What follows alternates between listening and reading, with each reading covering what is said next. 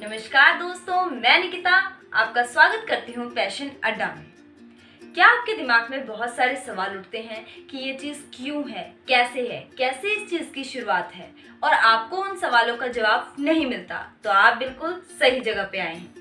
क्या आप जानते हैं कि हिंदू धर्म में सबसे पहले किस देवता को पूजा जाता है? तो सही जवाब है गणपति देवता को।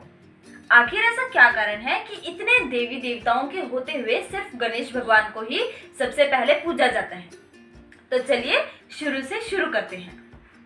सभी देवी देवताओं की आपस में लड़ाई हो जाती है और इंद्र देवता प्रकट होते हैं, कहते हैं कि मैं सभी राजाओं का पूजनीय हूँ, मैं सभी राजाओं द्वारा पूजा जाता हूँ और मुझे सभी देवताओं का देवता होना चाहिए।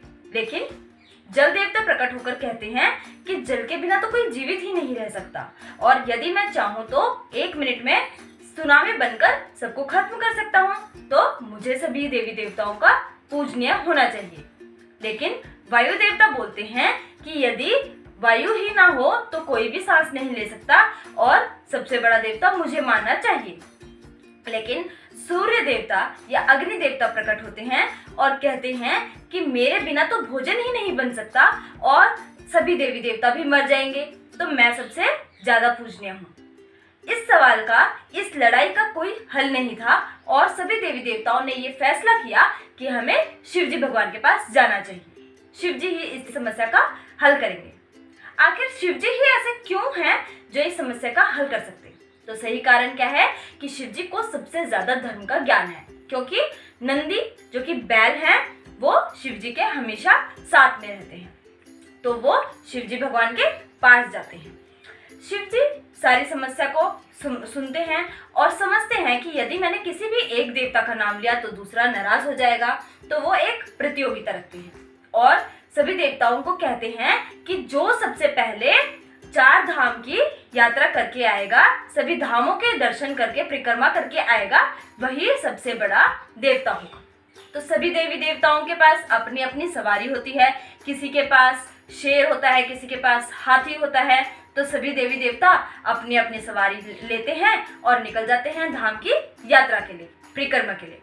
लेकिन गणपति भगवान जो कि काफी मोटे होते हैं और उनकी सवारी एक छोटा सा चूहा या मूषक होता है, तो वो सोचते हैं कि मैं तो कभी भी नहीं पहुंच सकता।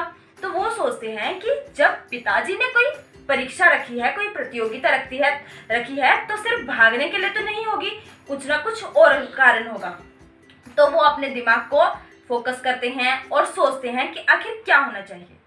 अब किसी भी समस्या का हल हमें शास्त्रों के द्वारा मिल सकता है। वेदों में बहुत सुंदर एक पंक्ति लिखी होती है और उनको वो पंक्ति याद आ जाती है। सर्वे देवा गवामंगे तीर्थानि गौपदा शुचा, अर्थात सभी तीर्थ स्थल गौ माता के चरणों में हैं और सभी देवी देवता गौ माता के तन में हैं।